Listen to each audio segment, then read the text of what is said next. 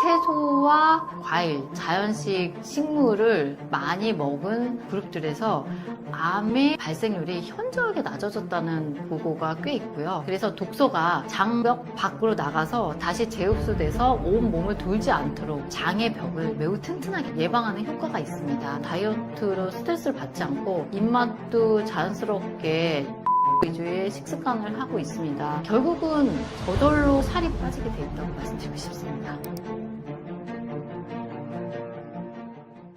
많은 질병의 시작이 만성염증이라고 하는데 현대인의 몸은 왜 이렇게 염증 상태에 놓이게 된 건가요?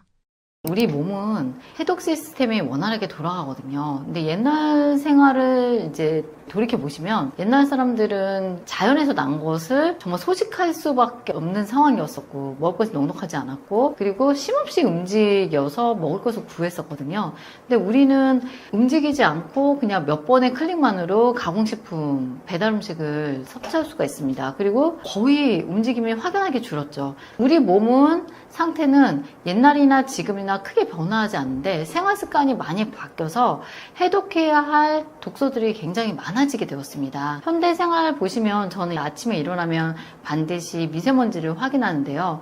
이런 미세먼지들도 우리 몸이 다 해독해야 되는 독소로 작용을 합니다. 제가 독소가 무엇이냐라는 이제 질문을 받게 되면 우리 몸 안에서도 숨쉬고 소화하면서 생기는 활성산소들을 해결해야 되지만 우리 몸 밖에서 우리가 먹고 마시고 피부로 들어오고 코로 흡입하는 모든 것들이 해독해야 할 대상이라고 말씀드리고 싶어요. 환경오염이 엄청나게 심해져서 미세먼지, 폐포로 들어가서 온몸을 돌게 되고 그것이 다 전신에 염증을 일으키거든요. 염증이 어떤 거냐고 이제 물으시면 산에 불이 나잖아요. 저희가 뭐 건조할 때 산불주의보도 많이 받게 되는데요. 큰 불은 어떻게든 끄게 됩니다. 근데 보이지 않는 잔불이 남아서 잔잔잔잔하게 잔불이 보이지 않지만 계속 타고 있다가 어느 날 큰 불로 번지거든요.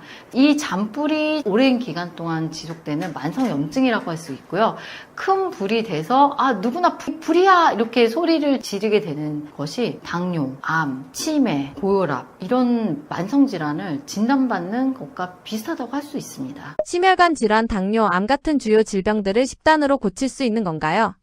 저희가 사실은 잘 모르지만 영양학의 그랑프리라고 말씀드리는 차이나 스터디가 있습니다. 이 차이나 스터디는 미국의 코넬 대학교 영양학 교수인 콜린 캠벨 교수님께서 1980년대에 중국의 모든 도시, 농촌과 대도시를 포함해서 모든 도시와 연계돼가지고 20년간 생활 관과 식습관을 만성 질병과의 연관성을 두고 연구하신 게 있거든요. 근데 여기서 이제 밝힌 게 동물성 식품의 섭취가 늘어나는 대도시에 사는 사람일수록 우리가 말하는 이제 흔히 접하는 만성질환의 위험도가 높았고요. 식물성 섭취는 그 반대의 결과를 낳았습니다. 지금은 굉장히 이제 연구하기 어려운 주제인데요. 농촌과 도시의 격차가 이제는 별로 크지 않거든요. 근데 그 당시만 해도 농촌의 식습관, 생활습관과 도시의 식습관, 생활습관이 매우 달랐기 때문에 이 연구를 할 수 있었습니다. 이것뿐만 아니라 채소와 과일, 이런 자연식 식물을 많이 먹은 그룹들에서 암의 발생률이 현저하게 낮아졌다는 보고가 꽤 있고요. 그 심장병 또한 마찬가지입니다. 동물성 지방을 많이 섭취하고 짠 음식을 먹은 지역에서 부카렐리아 연구가 대표적인데요. 핀란드의 부카렐리아 지역이 심장병 사망률로 엄청나게 악명이 높았던 곳이었거든요. 근데 여기서 정부가 나서서 식습관을 완전히 개선을 합니다. 짜고 기름진 동물성 식품과 소금 섭취를 확연히 줄여서 식물성 식품으로 이제 많이 전환해서 먹는 걸 하고요. 흡연율도 굉장히 높았는데 금연을 운동을 많이 해서 획기적으로 사망률을 감소시킨 대표적인 프로젝트라고 볼 수 있어요. 구체적으로 채소가 도움이 된다는 근거는 무엇인가요? 채소가 어떤 역할을 하는지 알려면요, 우리가 몸의 해독 시스템이 어떻게 돌아가는지를 알아야 합니다. 해독 시스템의 가장 중요한 기관 중에 하나가 간입니다. 우리 몸에 들어온 모든 물질은 간을 대부분 통과해서 가게 되는데요. 간의 해독 시스템을 원활하게 돌리는 것이 채소의 미량영양소랑 파이토케미칼입니다. 이렇게 보이지 않게 일을 하고요.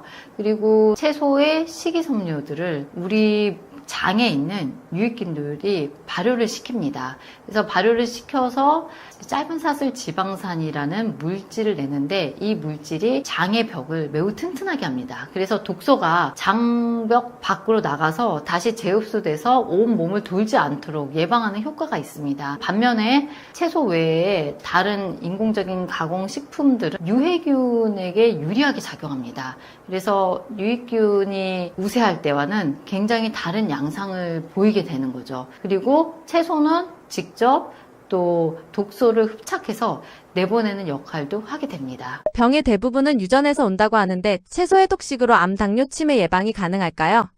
이 말씀을 드리려면 후생 유전학이라는 이야기를 아시면 도움이 많이 되는데요. 우리가 태어났을 때 받은 유전 염기는 바꿀 수가 없습니다. 하지만 이 유전자가 발현되느냐 안 발현되느냐는 우리의 생활 습관으로 얼마든지 교정이 가능합니다. 그 중심에 식습관이 있고요. 이 식습관이 좋은 쌍둥이 형제의 예를 들면 유전자 배열이 거의 비슷한 일란성 쌍둥이를 대상으로 연구해도 생활 습관에 따라서 어떤 사람은 건강하게 장수하고 어떤 사람은 병으로 고생하면서 단명하게 됩니다. 우리가 유전자를 바꿀 수는 없지만 유전자를 발현해서 질병을 가지고 가는지 아니면 그렇지 않은지는 우리의 긴 수명 동안의 생활 습관에 달려있다고 현대의학은 밝히고 있습니다. 건강한 식습관으로 바꾸지 않으면 몸에 어떤 일이 생기는 건가요? 내가 지금 건강한가, 건강한 습관을 가지고 있는가 라고 궁금해하시는 분들에게는 이렇게 말씀드립니다. 제 친구가 50이 되면 항암을 하든지 안 하든지, 암 환자든지 아니든지 항암 식단을 해야 된다, 그렇게 얘기를 했었거든요.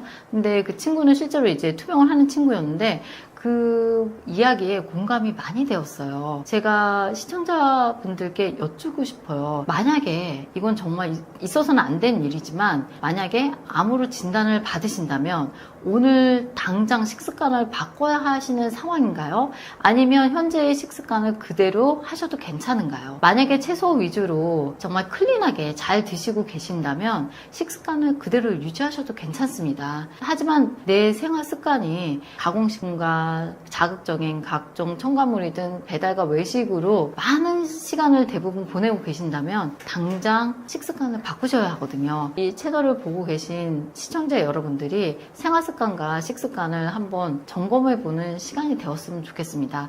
우리 몸에서는 매일 암세포가 생깁니다.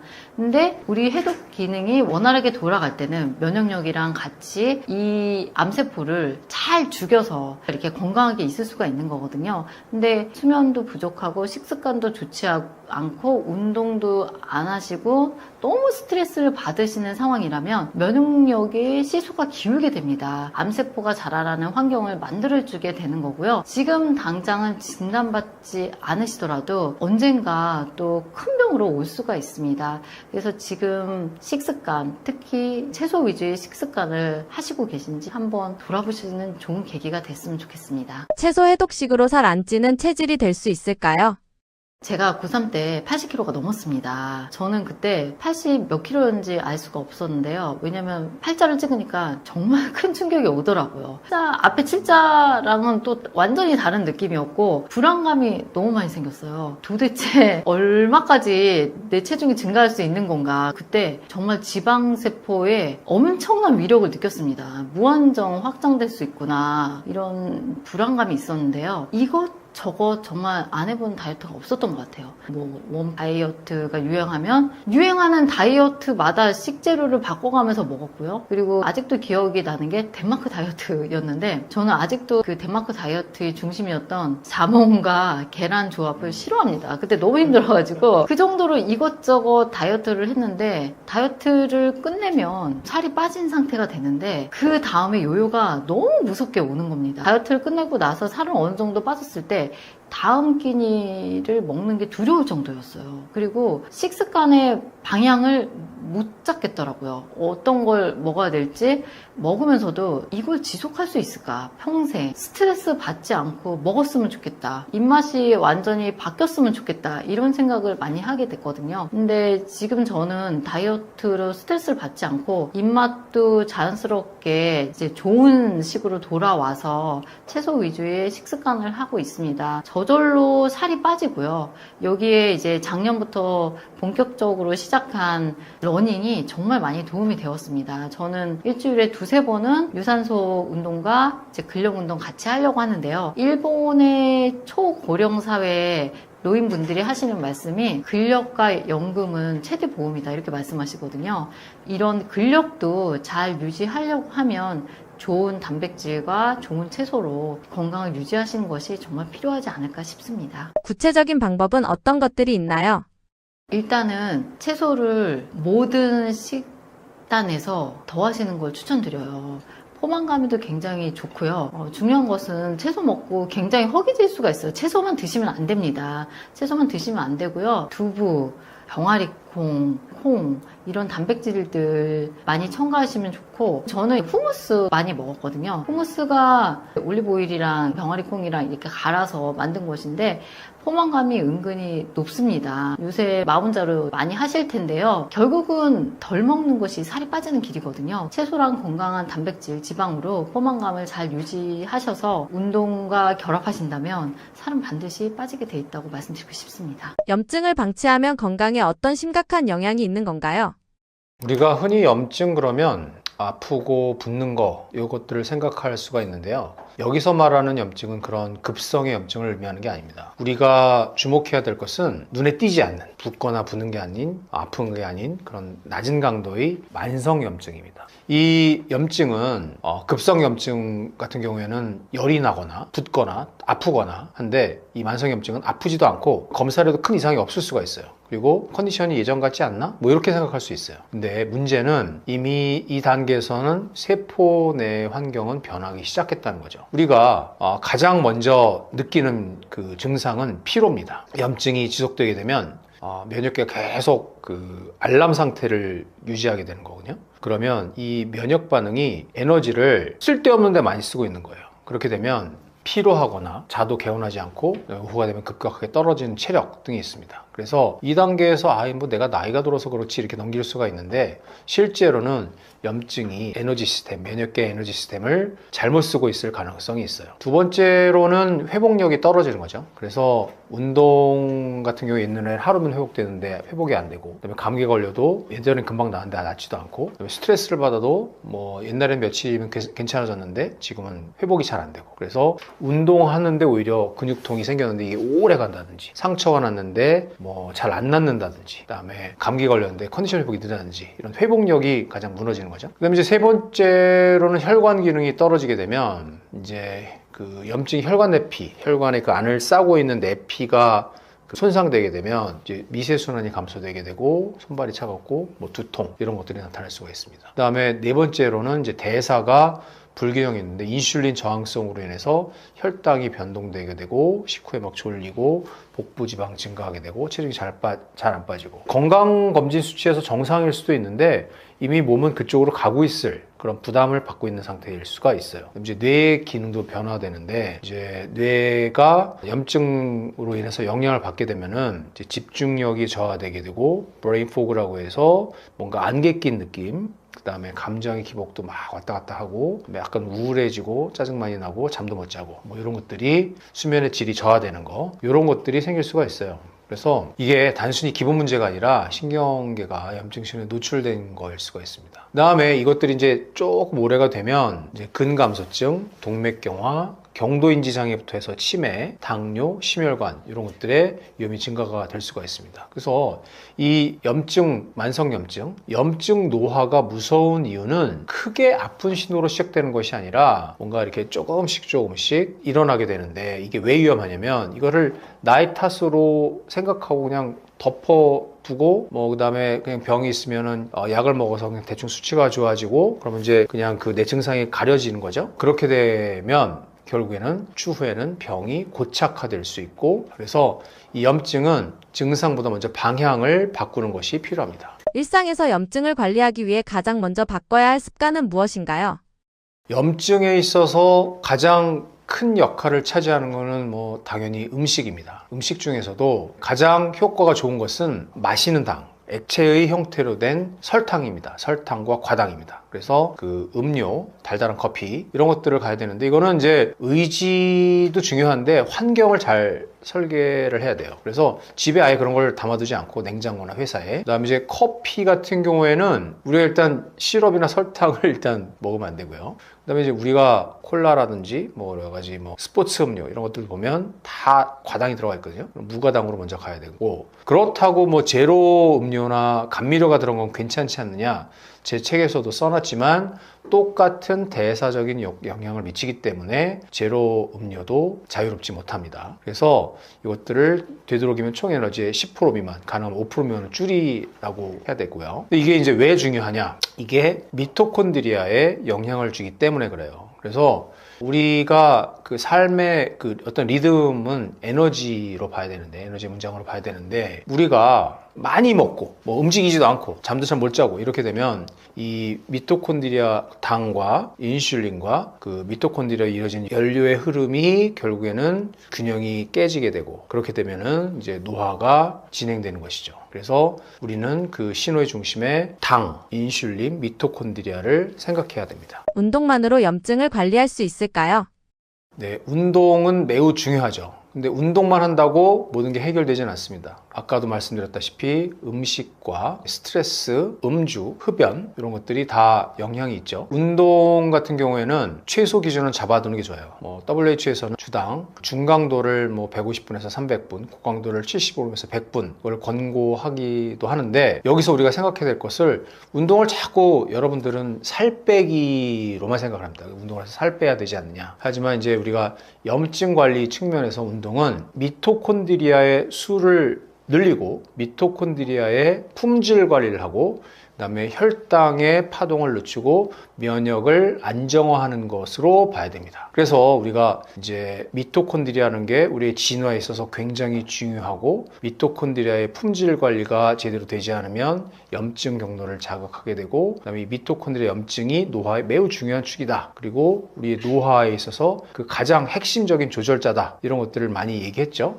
그래서 다시 말씀드리지만 미토콘드리아, 인슐린, 염증 이 삼각형은 굉장히 그 우리 대사 늙음의 속도 이런 거에 있어서 굉장히 중요한 지도입니다. 그래서 이것들을 잘 관리해야 되고, 그래서 이제 여러 가지 그 지구력 훈련, 특히 이런 것들이 근육의 미토콘드리아의 품질을 올릴 수 있다는 보고들이 있고, 그다음에 이런 운동을 하게 되면 만성염증 감소와도 연관된다는 얘기들이 아주 많습니다. 염증 조절을 위해 원장님께서 꼭 지키는 생활 습관 있으신가요? 저는 솔직하게 말하면 운동만큼 중요한 걸 하나 꼽으라고 하면 수면이죠. 잠을 잘 자야 됩니다. 대개 현대인들은 수면의 질이 많이 깨어져 있어요. 그래서 제가 이제 면역 치료를 받으시는 분들의 수면의 질을 평가하는 피츠버그 수면 스케일을 보게 되면 수면의 질이 나쁘다고 대답하시는 분들이 상당히 많아요. 근데 이 수면의 질이 깨지고 그러면 일단은 우리 대사적인 것도 많이 영향을 미칩니다. 그리고 이제 수면의 가장 중요한 건 우리 몸이 회복되는 그 시간인데, 이 회복 시스템이 제대로 작동하지 않게 되는 거죠. 수면의 시간의 기준으로는 성인에게 하루 7시간 동안 자야 된다는 그런 그 학회 권고가 있긴 하지만 사람마다 차이가 있을 수가 있습니다. 하지만 이제 뭐 운동선수도 마찬가지고 일반 성인에게 있어서도 수면의 뭐 결핍 그로 인한 수면의 빚진 상태 이런 것들을 해소하는 게 굉장히 중요하고요. 그러려면 본인의 환경을 잘 다듬어야 됩니다. 그리고 특히 스마트폰을 조심해야 되죠. 그 다음에 제가 조금 많이 제 책에도 얘기했지만 강조하는 게 사우나입니다. 사우나는 특히 이제 핀란드에서 나온 연구가 아주 좋은 연구가 있습니다. 그래서 주 4회에서 7회를 한 사람과 주 1, 2회나 안 하는 사람과 비교했을 때 그 심혈관으로 인한 사망의 위험 빈도가 2배 차이가 났어요. 그 얘기는 이 사우나는 물론 운동을 하지 않지만 뭔가 심혈관계에 굉장히 좋은 역할을 할 수 있습니다. 하지만 이것은 이제 뭐 인과를 확정하는 임상시험이 아니고, 그다음에 또한 이것들은 개인 뭐 여러 가지 고혈압이 있다든지 뭐 심장 질환이 있는 분들 같은 경우에는 위험할 수도 있으니까 무조건 하시면 안 되고요. 이제 이거는 그 개인의 환경에 맞춰서 적절하게 하시는 게 중요하고 조금씩 늘리는 게 중요합니다. 여하튼 그 운동이 아까 말씀드렸다시피 엔진의 튜닝이라면 수면은 정비 시간이기 때문에 뭔가 줄기세포 요 수리하는 요 팀이 교대 근무를 제대로 하려면 수면으로 인한 정비 시간, 그리고 사우나로 인한 적절한 자극, 요것들이 중요하다고 생각합니다. 일상에서 적용할 수 있는 염증 관리 원칙이 있다면 어떻게 정리할 수 있을까요? 염증 노화 관리, 요거에 대해서는 되게 복잡해 보이지만 실제로 핵심 원칙 몇 가지만 잡으면 방향이 명확해집니다. 첫 번째, 일단 목표를 정해야 돼요. 왜 건강해야 하나? 그러면 10년 뒤에 나의 모습은 어떨까? 나는 어떻게 살고 싶은가? 나는 누구와 어떤 일상으로 살고 싶은가? 이 목표를 잘 설정을 해야 됩니다. 두 번째로는 생각할 필요가 없는 거예요. 우리는 데이터를 보면 됩니다. 그래서 정기 점검, 특히 3개월에 한 번, 힘들면 6개월에 한 번 정도는 내 대사, 염증, 여러 가지 그 지표를 봐야 됩니다. 특히 공복혈당, 당화혈색소, 그다음에 중성지방과 HDL의 비율, 그다음에 염증 기운이 있다면 고감도 CRP, 이런 것들을 잘 봐야 되죠. 그 외에 요산, 호모시스테인, 페리틴 레벨을 잘 봐야 되고요. 그 다음에 이제 내 기능, 손 힘, 보행 속도, 체성분, 이런 것들, 아까 말씀드렸다시피 노쇠와 관련된 지표로 주기적으로 체크하는 게 굉장히 중요합니다. 그다음에 이제 세 번째 단계는 일단은 여러 가지 지표를 통해서, 데이터를 통해서 뭔가 내가 정리를 해야 되겠다라고 생각하면 일단 제일 중요한 영향을 미치는 것이 식단이라고 했죠. 그래서 식단 중에서 백해무익한, 그러나 쉽게 고칠 수 있는 여러 가지 음료, 설탕이 들어간 음료, 과당이 들어간 음료를 아예 빼버려야 되고, 그다음에 정제 탄수화물의 빈도를 줄이고, 그다음에 디저트, 사람이 살면서 안 먹을 수 없는데 그것을 디저트로, 식후에 먹는 것으로 먹는 순서를 바꿔야 되는 거, 이런 것들이 중요합니다. 그다음에 네 번째로는 적당한 근육과 운동, 그리고 수면으로 회복력을 만들어야 됩니다. 그래서 이 우리 몸속에 줄기세포가 있는데 어렸을 때는 많았던 줄기세포가 점차 고갈이 됩니다. 노화의 중요한 특징 중 하나, 고갈. 줄기세포가 없어지는 게 아니에요. 줄기세포의 환경이 안 되기 때문에 얘네들이 재생이나 회복을 하는 데 쓰지 않고 비상근무를 자꾸 하게 되니까 이 만성염증이 중요하다는 얘기를 한 겁니다. 그래서 비상근무 체제로 얘네들을 헛되이 쓰지 말고 정비 업무를 하게 만드는 것, 이것이 우리 몸을 건강하게 만드는 4단계라고 볼 수 있겠습니다. 요즘 주스를 두고 설탕 덩어리에 건강하지 않은 음식이다라는 말이 많은데요. 그럼에도 불구하고 꼭 먹어야 하는 이유가 무엇인가요? 제가 채소과일식을 전도를 하면서 첫 책인 채소과일식, 이 책이 현재 약 14만 부 정도 나갔어요. 3, 4년 만에. 엄청나게 나갔죠, 책이. 근데 그 책에서 채소과일식 먹어야 되는데 방법을 뭘로 했냐? 스무디 형태로 전파했어요. 갈아 마셔라, 채소과일 같이. 그래서 이제 레시피 드린 게 CCA, 당근, 양배추, 사과 이렇게 드렸었고, 이게 엄청난 인기를 끌었습니다. 왜? 효과가 있었기 때문에. 그리고 두 번째 책인 완전 배출에서 제가 레몬수와 착즙, 드디어 까주스도 착즙으로 먹어라. 왜냐면 이 전략이 있었어요. 너무나 공격이 심하거든요. 뭐에 대한 주스. 지금은 뭐 EBS, KBS 뭐 공영방송 가릴 것 없이 뭐 유튜브는 말도 할 필요도 없고요. 뭐 이거 주스 먹으면은 그냥 죽을 것처럼 막 사기꾼인 것처럼, 그럼 주스 업체들 다 망해야 되겠죠. 근데 문제는 뭐냐, 여러분이 저를 믿으셔라 이 얘기보다는 주스에 대한 기준을 혼용하시는 것부터, 헷갈린 것부터 잡으셔야 돼요. 전문가들이 말하는 주스는요, 정확히 워딩을 바꾸자면 혼합 음료입니다. 주스가 아니에요. 미국 식단 가이드라인이 5년마다 발표되는데 2026 식단 가이드에도 채소 과일 주스로 먹어라라고 돼 있어요. 근데 이때 주스는 100%를 말합니다. 원물로만, 채소 과일로만. 근데 우리 식품 표기법상 95% 이상은 주스, 과채 주스, 95%에서 5%까지는 여기는 주스가 아니에요. 음료예요. 근데 5% 미만은 혼합 음료로 쓰일 수가 있습니다. 그러니까 중간에는 이게 과채 음료인 거죠. 그리고 여러분이 대부분 먹는, 그리고 전문가들이 먹지 말라고 하는 혈당 올린다고 하는 거가 혼합 음료다. 실제 채소 과일은 안 들어가 있고 향만 나고 액상과당 들어있고 설탕 들어가 있고 뭐 스테비아, 알루로스, 마틸리톨 여러 가지. 뭐 대표적인 건 뭡니까? 아스팜탄, 아스판칼륨. 이 당류제로에 들어가는 이런 인공감미료들로 단맛을 내고 가짜 과일 맛을 내게 하고 그런 것들을 대체한 걸로 인해서 사람을 속이는 그런 게 주스로 통칭돼서 되는 거지. 당근 주스, 사과 주스, 오렌지 주스, 포도 주스 100%짜리는요 없어서 못 먹어요. 제가 지난 몇 년간 계속 유럽을 매년마다 여행을 하고 있는데 거기선 최고의 요리입니다. 그러니까 지중해식 식단도요 항상 생과일 주스랑 곁들여 먹어요. 오렌지 주스. 왜 이탈리아 레몬, 오렌지, 스페인 하루 시작을 착즙 주스로 시작을 해요. 그럼 그 사람들이 다 당뇨 걸려서 다 지난 몇백 년간 다 죽었어야죠. 이 음식 문화가 지금 수백 년이 되어 온 건데. 근데 오죽 이상하게 우리나라만 이 주스에 대한 공격, 특히 과일에 대한 공격을 해요. 왜? 효과는 너무나 잘 알고 있거든요.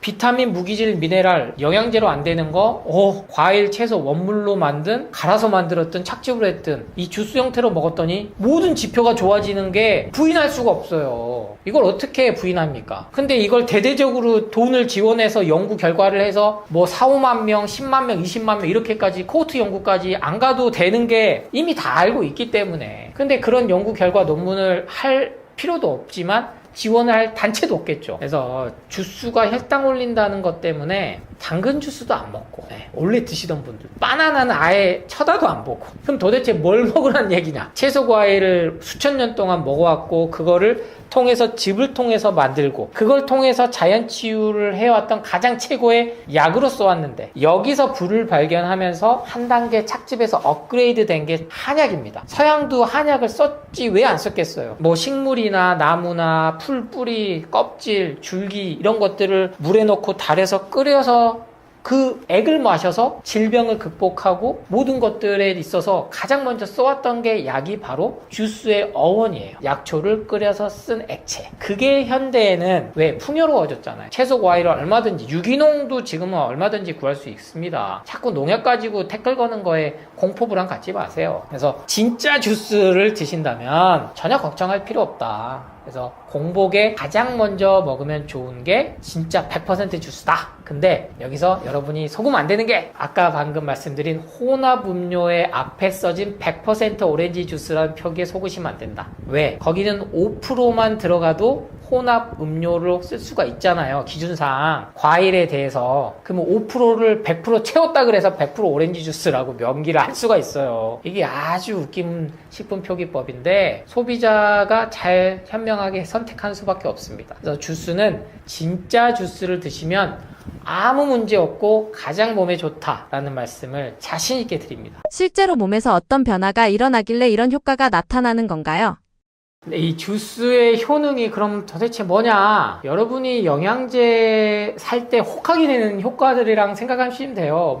루테올린, 아니면 지아잔틴, 아니면 안토시아닌, 알부민, 글루타치온, 유산균도 마찬가지고요. 그 역할들이 뭘 합니까? 항산화를 한다고 하죠. 항염증 효과를 갖고 온다고 하죠. 그리고 결국엔 암을 예방한다. 그리고 치매를 예방한다. 이게 우리 몸에 있는 면역 시스템, 림프 시스템을 배출을 원활하게 해줘요. 그러니까 이 기전 자체는 명확합니다. 그러니까 어려운 것도 없어요. 우리 몸에 소화 흡수 배출이 되는 건데 탄수화물, 단백질, 지방들이 들어왔을 때 잘 식혀줄 수 있게 하는 게 비타민, 무기질, 미네랄이에요. 이 소화 효소들을 도와서 간을 갖다가니까 우선적으로 쉬게 해줄 수 있는 거죠. 왜? 독성이 강한 애들이 들어오면 여기엔 중금속도 들어가고요. 수용, 카드뮴, 납, 구리 이런 것들. 이게 대표적으로 음식에 다 거의 들어가 있어요. 동물성 식품이 문제가 되는 게 중금속에 노출이 돼 있다는 거예요. 우유도 마찬가지고. 왜? 항생제가 거기 들어가니까. 약물에 다 이런 중금속이 들어가 있거든요. 그러면 주스는 흡수율이 빨라서 비알코올성 지방간의 원인이 과일이다, 주스다 이런 얼토당토 않는 얘기를 하죠. 가문맥을 통해서 인슐린 저항성을 안 받아가지고 문제가 생긴다. 아니 원래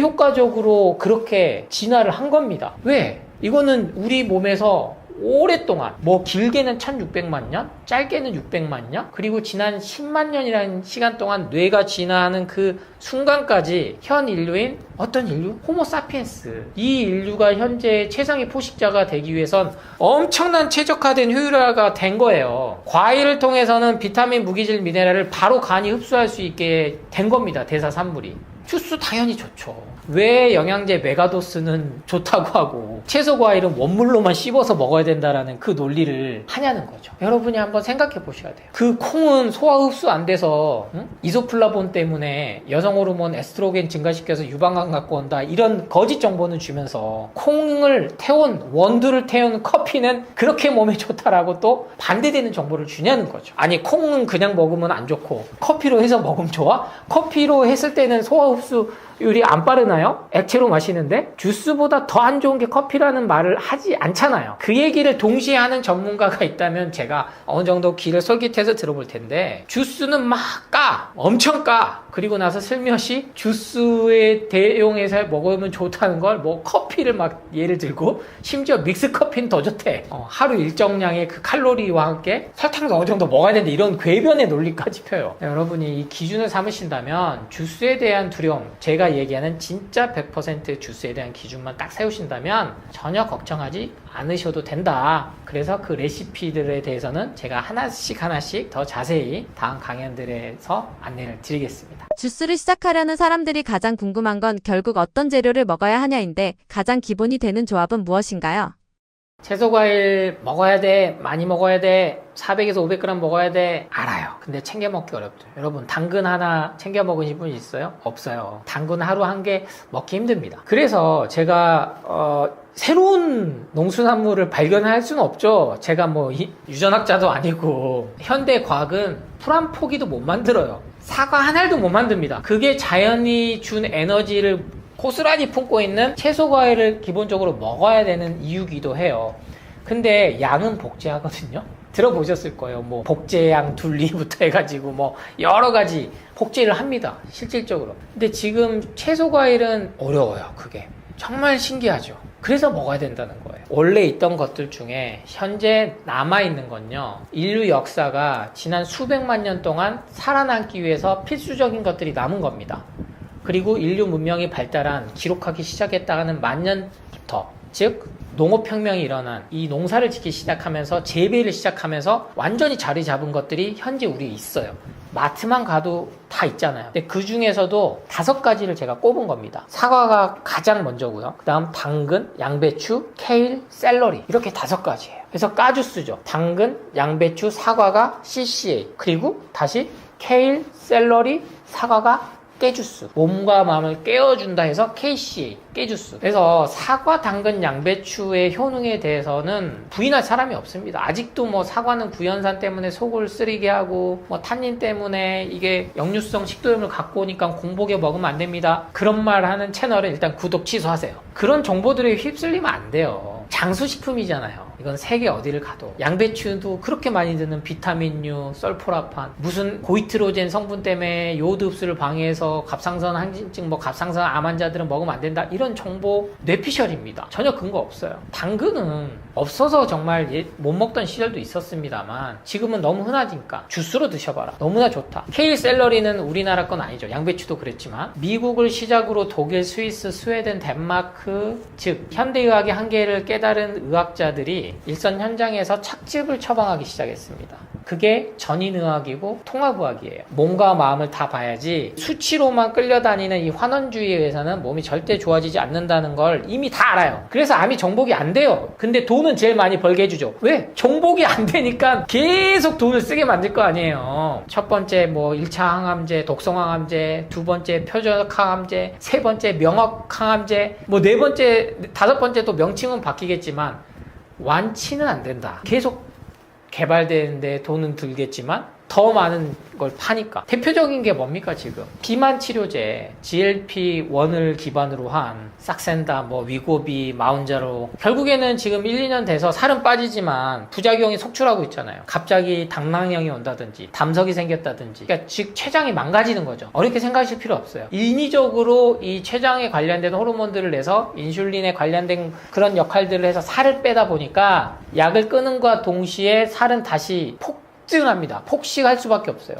이게 그렐린이라는 호르몬, 뭐 렙틴 호르몬들과 다 관련이 되어 있지만 살은 뺐을지언정 일시적으로 단순한 요요만 오는 부작용이 아니라 아주 나쁘게 살이 찐다는 게 확인돼 버렸어요. 그래도 폭발적으로 수요는 있죠. 왜? 일단 살 빼고 싶으니까. 비싸요. 보험 안 되면 비쌉니다. 초고도 비만들이 쓰는 게 아니고 일반 그냥 환자들이 쓰는 거예요. 여기 가서 처방받고 저기 가서 처방받고.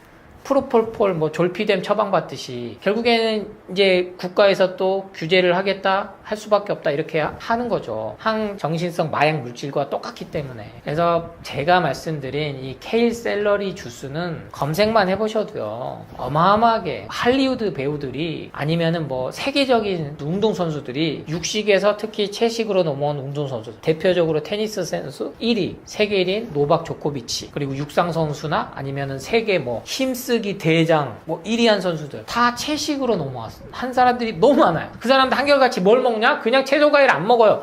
주스로 먹습니다. 그 중에서도 뭐? 케일 샐러리. 근데 우리 입맛에 써요. 그래서 여기에 사과를 넣은 겁니다. 당에서 자유롭습니다. 혈당 안 올라요. 뭐 처음 가공식품에 길들여지신 분들은 일시적으로 50에서 60 정도 오르겠지만 이분들은 뭘 먹어도 올라요. 제육덮밥, 갈비탕, 뭐 칼국수, 짜장면, 라면 이런 애들이 평균 60에서 80 정도 오릅니다. 그럼 다 안 먹어야죠. 왜 주스만 가지고 과일만 가지고 마치 50에서 60 오르면 엄청 혈당 상승해서 스파이크 온 것처럼 포도로 합니까?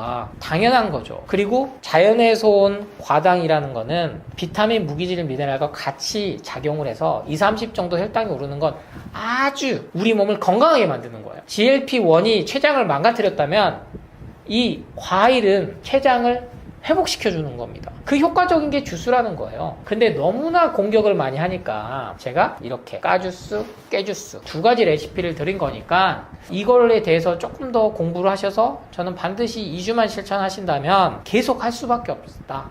여러분도 까주스, 깨주스 전도사가 되실 거라 장담합니다. 주스를 마시다가 속이 불편하거나 오히려 안 맞는 경우도 있다고 하는데 이런 반응은 왜 나타나는 건지 주의해야 할 사람은 누구인가요? 네, 제가 아무리 저도 제 몸에 다 임상 테스트를 해본 사람이에요. 32살에 협심증 진단받아서 죽음에 대한 공포를 느껴서 항상 혀 밑에다 그 니트로글리세린 설화정 넣고 다니던 사람이었으니까요. 정말 5만 가지 검사는 다 했고 5만 가지 약도 먹어보고 메가도스도 해보고 결국에는 찾은 게 이 주스인데, 착즙인데, 왜 한약도 효과는 있습니다만 접하기가 어렵고 우리나라는 특히 너무나 한약에 대한 공격이 많기 때문에 음식으로 치유할 수 있는 자연 치유 방법을 찾은 거예요. 근데 이 주스조차도 불편하신 분이 있죠. 그래서 제가 레시피를 콕 집어서 CCA, KCA를 드렸는데 이것조차 불편하신 분이 반드시 있어요. 특히 케일 샐러리는요, 바로 실천하시면은 소위 말하는 그 호전 반응, 명현 반응이 좀 빨리 나타납니다. 뭐 피부 발진도 나타날 수 있고 그리고 이렇게 구토 증상도 나타날 수 있어요. 역하는 그런 거죠. 왜냐면은 세기 때문에 작용 자체가 더 셉니다. 그래서 제가 일단은 까주스부터 드시고 나서 어느 정도 적응이 되고 나면 깨주스를 드셔라, 이렇게 안내를 드리거든요. 적응하는 시간을 가져라. 근데 이 호전 반응이라는 게 화장품 때문에 더 많이 면역 현상이 알려지긴 했습니다만 몸이 반응하는 거다. 내가 매일 죽은 음식인 밀가루 음식 먹고 빵 먹고 영양제 화학 덩어리들에 쌓여 있다가 유산균 먹어도 안 낫는 변비들이 살아있는 효소들이 실제로 내 몸에 싹 액체 형태로 들어왔을 때 가장 이게 빨리 퍼져나가거든요. 그러면은 우리 몸이 놀랄 수 있죠. 당연히. 그러면 설사를 일단 하신 분도 생겨요. 그러면 이 설사가 막 복통이 있거나 그러면 문제가 있지만 복통이 없이 설사를 한 2, 3일 정도 하면 자연스럽게 좋아집니다.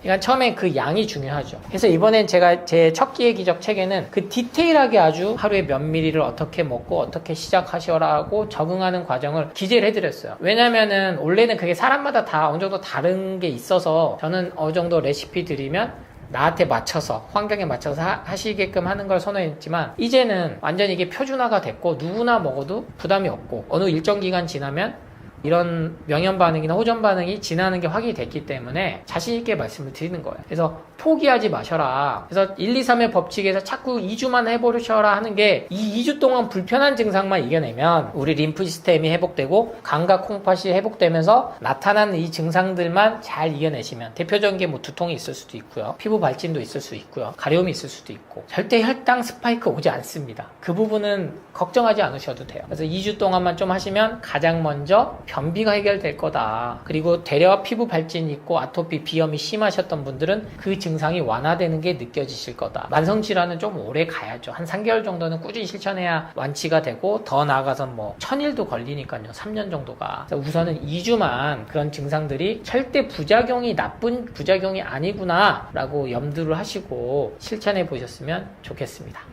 결국 중요한 건 꾸준함일 텐데 주스를 건강 습관으로 만들기 위해 가장 먼저 바꿔야 할 생활 습관은 무엇인가요?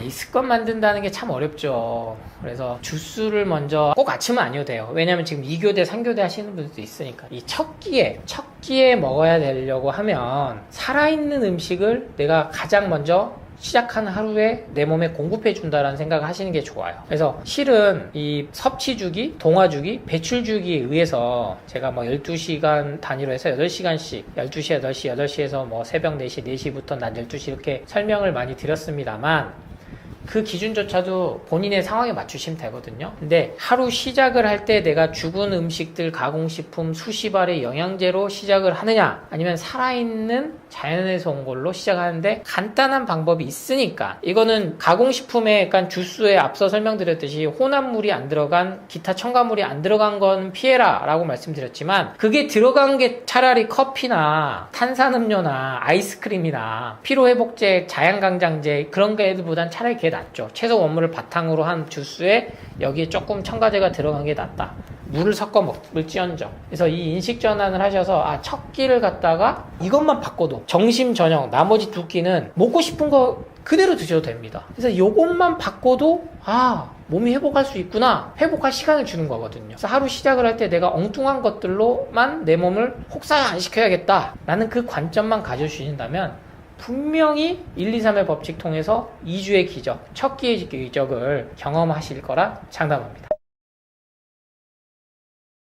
네, 안녕하세요. 인천 송도에서 예방원 한약국을 운영 중인 조승우 한약사입니다. 우리 똑똑한 스푼 채널은 참 인연이 깊어요. 처음 제가 강연 시작할 때 초창기 무렵부터 시작을 해왔는데 그래서 항상 책이 나오면 여기를 먼저 왜냐면 제가 어딜 다녀도 PD 작가님들이 많이 바뀌시는데 여기 PD님은 몇 년째 저랑 같이 하니까 저도 이게 더 정이 가고 사람이란 게 그래요. 그리고 신뢰도 쌓이고 믿음도 있고 그래서 항상 먼저 책을 소개를 해드리는데 벌써 9번째 책입니다. 누구는 뭐 한간에 그쵸.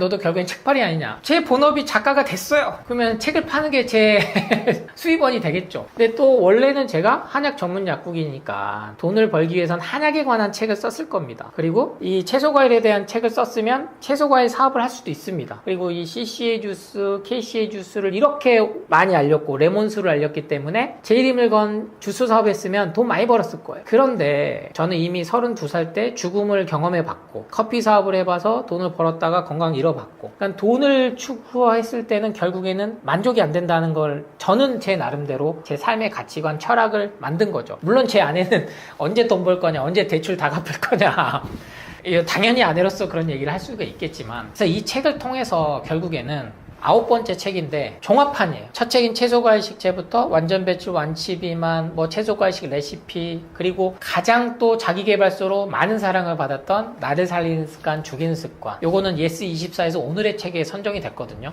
그 정도로 책이 수준이 높아요. 그래서 저는 자기계발서로도 또 성공한 작가가 됐고 그리고 이 직전에 나온 필사책 나는 지금 건강합니다. 그러니까 저는 제가 어린이를 위한 채소과일식까지 냈기 때문에 동화로 작가로서는 성공했죠. 근데 그 성공의 기준을 저는 돈으로 보지 않아요. 왜? 제가 더 돈을 벌려고 했으면 지난 수년간 강연을 엄청 했을 거고 그걸 통해서 팬덤을 만들었을 거고 그 팬덤을 이용해서 또 뭔가 사업을 했을 거고 알거든요. 저도 돈 버는 방법은 빠삭히 압니다. 하지만 이렇게 항상 2-3시간씩 와서 목이 쉬도록 이렇게 유튜브 영상을 조회수가 나오든 안 나오든 일정하게 여러분께 찾아서 인사드리는 이유는 이유는 돈이 안 되는 정보가 진짜 여러분을 위한 정보라는 걸 알려드리고 싶은 거예요. 책에 있는 내용이 지난 10수년간 제가 공부해오고 임상 경험했고 지난 8권의 책을 이 한 권으로 집약이 됐습니다. 그래서 정말 책 읽기가 어렵다는 거 알고 책 한 권 산다는 게 얼마나 여러분들이 귀한 선택해 주셨던 것도 알아요. 그래서 이번 책은 정말 더 읽기 쉽게 썼고 술술 누가 읽어도 초등학생이 읽어도 그리고 5장에는 한 번 더 부록 개념처럼 5장을 아예 챕터를 만들어 놨어요. 그래서 앞선 내용들을 다 실전법을 일목요연하게. 그래서 이 책 딱 사시고 5장만 보시고 바로 2주 실천하고 몸이 좋아지면 다시 1장도 있고 2장도 있고 3장도 있고 4장도 있고 책 읽는 방법까지 제가 들어서면 자세히 설명을 해놨습니다. 그리고 여기에 부록을 무려 3개나 실어놨어요. 첫 번째 제 예방원 임상경험. 왜? 아프신 분들 여러분에 대해서 여지껏 제가 한약에 대해서 언급을 자세히 한 적이 한 번도 없었거든요. 왜냐면 한약을 팔면 돈 많이 벌죠. 많이 벌 수 있습니다. 제가 아무리 마진을 적게 보고 좋은 약재를 쓴다고 해도 책 파는 거랑은 비교가 안 돼요. 사업 구조상. 전 또 혼자서 하기 때문에 인건비 또 절감도 되고. 근데 한약을 강조를 안 해왔던 이유는 진정성을 좀 더 전 책에 싣고 싶었고. 근데 이번엔 처음으로 부록에 제 예방원 임상 경험을 다양하게 좀 실었어요. 한약으로 좋아지시는 분들. 왜? 포기하지 마시라고. 병원에서 진단받고 임종을 그냥 속수무책으로 당하시는 분들이 너무나 많습니다. 포기하시지 마시라고 넣고, 두 번째 부록에는 또 운영하고 있는 예방원 카페. 거기가 이제 3년이 넘으니까 1000일 동안 실천하신 분들이 있어요. 매일 글을 올려주십니다. 정말 저한테는 고마우신 분들이죠. 저는 그분들 덕분에 이 GP를 계속 할 수 있었어요. 그분들 중 대표적으로 6분을 또 선정해서 6명의 실천 사례, 이미 10만 개가 넘는 글이 있어요. 그러면 그게 임상이고 가장 과학적이고 의학적인 데이터죠. 채소과일 먹었는데 3년이 넘도록 당뇨가 뭐 생긴 게 아니고 모든 콜레스테롤, 갑상선약, 모든 뭐 심장, 콩팥 그런 게 좋아졌는데, 그래서 그분들 사례를 실었습니다. 믿음을 좀 가지시라는 거죠. 또 마지막 부로 세 번째는 Q&A 20을 또 엄선했어요. 왜? 책 읽기 힘들잖아요. 그래서 책 안 나가면 먼저 또 Q&A 20 읽고 인식의 전환이 되게. 이 작업이 결코 쉬운 작업이 아니에요. 작가로서는. 그래서 이 책은 제가 1년 넘게 정말 시간이 걸렸고 에너지를 많이 쏟았습니다. 그리고 출판사에서도 그러한 또 제 진심과 진정성을 이해해 주셔서 또 적극적으로, 그래서 처음으로 체험단도 선정해가지고 200분 넘게 워크북이라는 이 요약집 선물로 드렸어요. 왜? 저에 대한 찐팬들이잖아요. 그죠? 저에 대해서 관심을 가져. 저는 정말 유명인이 아니고, 저는 셀럽이라 생각도 안 하고 인플루언서도 아니고, 그냥 제가 먼저 깨우친, 알고 있는 걸 쉽게 전달해 드리는 것 뿐인데, 그걸 실천하고 다 전파해 주신 독자분들이거든요. 우리 똑똑한 스푼에서도 영상 보시고 또 실천해 주시고 전파해 주시고, 그분들에게 저는 이제 제가 드릴 수 있는, 저도 언제 죽을지 모르잖아요. 요새 또 다시 운전해서 다니는데 누군가는 매일 죽고, 심지어 누군가는 하루에 30분마다 극단적인 선택을 합니다. 정말로. 제가 인천 송도 사는데 인천대교가 보이거든요. 이제 월세 살다 전세로 살고 있습니다만, 거기서 누군가는 극단적인 선택을 해요. 그런 상황에서 제 책을 보시고 실천해 주시고, 그런 분들께 워크북, 그분들은 정말 큰 선물을 받으신 거고, 초판본에 한해서 더 한번 앞서 제가 강연에서 강조드렸던 까주스, 깨주스 레시피 엽서, 그리고 2주 플래너, 이게 다 돈이거든요. 출판사 입장에서 인쇄물이 더 나가는 건데, 근데 그런 걸 초판으로 선물로 드려요. 초판이 제가 보통 빨리 나갑니다. 보통 요새 작가들 기본적으로 너무 경기가 안 좋으니까 그래도 좀 베스트셀러 작가 하면 2,000부, 안 되면 뭐 1,000부도 찍어요. 500부 찍고, 그 정도로 책 파는 게 어렵습니다. 근데 제 책이 30만 부가 넘게 나간 건 효과가 인정이, 입증이 됐다는 겁니다. 그래서 이 영상을 보시고 아직도 긴가민가, 주스 먹으면 혈당 오른다는데, 간하고 콩팥이 안 좋다는데, 아직도 난 영양제에서 못 벗어나고 있고, 아직도 검사에서 못 벗어나서 수치에 끌려다니고 있다면, 저는 이번엔 과감히 말씀드려요. 이 책 한 권은 꼭 한번 구입하셔서 보신다면 분명히 가족들 전체의 삶이 달라질 거다. 주위에 아프신 분들이 어렵습니다. 네, 약 끊고 뭐 자연 치유하고 주스 먹는다 하면 난리 나요. 난리 나. 근데 그거를 실생활에서 다 실천해 와 주신 분들이 바로 제 구독자분들이신 거예요. 그래서 이 책은 그런 분들을 위해서 레시피를 명확하게 실었다. 하루에 500ml, 최대 2리터, 어떻게 먹을 방법까지. 그래서 여러분은 실천만 하시면 된다. 여러분이 구독과 좋아요를 눌러주시고, 제 영상에 공유를 해주시고, 댓글 달아주시고, 그런 것들이 아주 크다. 여러 가지, 그러니까 다 같이 살아야 해도 사람이 자기만 잘 살 수는 없어요. 저도 저만 이미, 저는 행복한 법을 알았어. 우리 아내랑 아들이랑 셋이 짓고 행복하게 살아야지. 그럴 수도 있겠지만 더 나은 삶은 결국엔 나누고 전파하고 봉사하고 다 같이. 어떤 경우에도 전쟁은 없어야 된다. 평화가 좋지. 싸워서 뭐 하려고. 싸워서 뭐 하게요. 죽기 박이겠다. 왜요? 죽으면 끝나요, 여러분. 죽으면 끝나요. 그러니까 죽음을 너무 두려워할 필요도 없고 오늘도 그냥 사는 거다. 그래서 제 책에